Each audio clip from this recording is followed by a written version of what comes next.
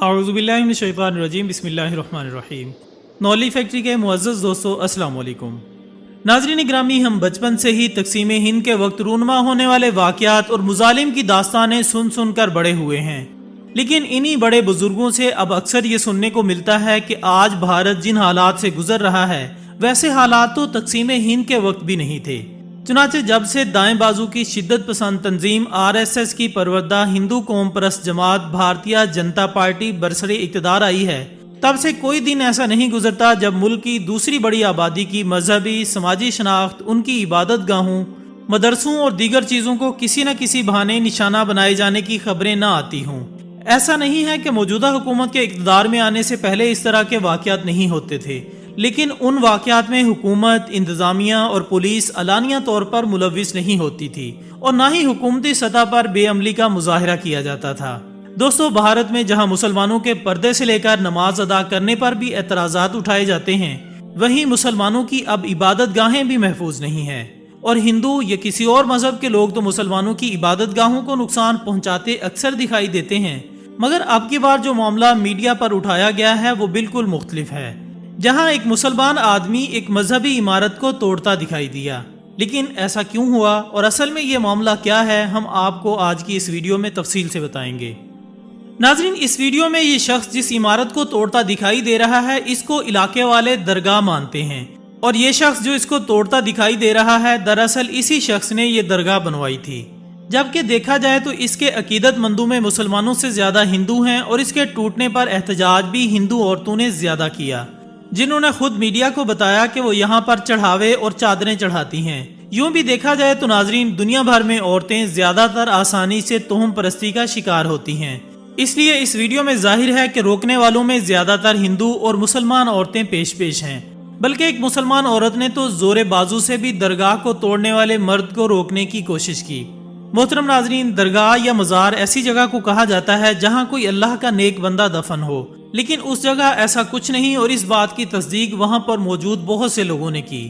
ایک ہندو عورت نے بتایا کہ وہ پچھلے 30 سالوں سے اس مزار کا عرس منا رہی ہے، لیکن یہاں کوئی قبر یا کسی کو دفن ہوتے نہیں دیکھا، بلکہ کسی بزرگ کی چھوڑی گئی نشانی کو محفوظ کرنے کے لیے یہ درگاہ بنائی گئی، اور اس درگاہ کو بنانے والے شخص نے اس کو درگاہ کی جگہ مسجد بنانے کے مقصد سے توڑا ہے۔ علاقہ مکینوں کا کہنا ہے کہ جب سعودی عرب سے آئے مسلمان اس درگاہ کو مقدس مان کر یہاں نہیں آتے تو ہندو اسے کیوں ایک مقدس مانتے ہیں؟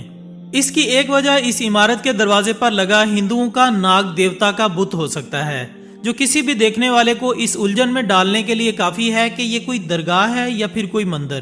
ناظرین، یہاں آپ کو بتاتے چلیں کہ ہندو سیاسی کارکنوں اور رہنماؤں نے اس واقعے کو ایک الگ ہی انداز سے سوشل میڈیا کے سامنے پیش کیا، جس کی کوئی منطق ہی نہیں تھی۔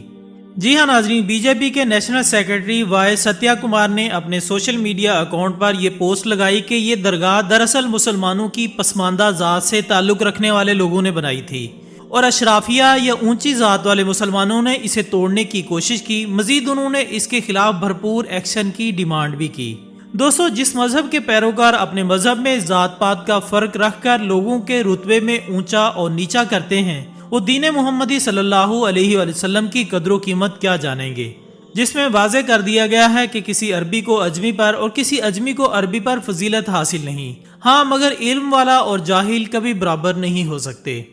خواتین و حضرات، BJP اور RSS کے مختلف لوگ جو کہ اس وقت سوشل میڈیا پر یہ بات پھیلاتے نظر آ رہے ہیں کہ اپر کلاس مسلمانوں نے لوور کلاس مسلمانوں کی درگاہ کو توڑ دیا۔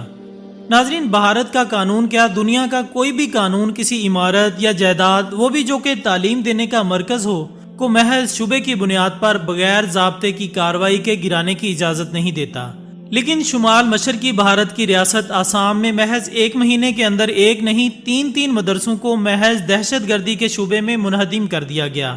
اسلاموفوبیا کے نام پر بزرگ مردوں اور باپردہ عورتوں کو ملازمت سے بے دخل کیا جا رہا ہے۔ مسلمانوں کو سوسائٹی اور اپارٹمنٹ میں گھر دینے سے انکار کر دیا جاتا ہے۔ ان کو ٹوپی اور داڑھی کی وجہ سے ہوٹلوں سے نکال دیا جاتا ہے۔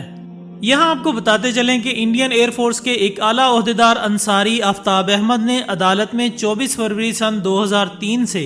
10 دسمبر 2016 تک داڑھی رکھتے ہوئے ملازمت کے لیے پیروی کی، لیکن انڈین ایئر فورس نے سپریم کورٹ کو یہ کہتے ہوئے ملازمت کی اجازت نہیں دی کہ ان لوگوں کو داڑھی رکھنے کی اجازت مل سکتی ہے جن کے مذہب میں واضح طور پر بال کاٹنے سے منع کیا گیا ہو، جبکہ اسلام میں یہ اضافی معاملہ ہے اور دنیا کے مسلمانوں کی اکثریت داڑھی نہیں رکھتی۔ اس قسم کے کئی واقعات روز بروز پیش آتے رہتے ہیں۔ کتنوں کو جمعہ کی 2 رکعت نماز پڑھنے کی وجہ سے کالج سے نکال باہر کر دیا جاتا ہے۔ ناظرین، ان تمام حرکات کے باوجود جب ان کی تسلی نہ ہوئی تو مسلمان عورتوں کی تصاویر انٹرنیٹ سے اٹھا کر سلی ڈیلز نامی ایپ پر ان کی آن لائن نیلامی کا اشتہار شائع کر دیا۔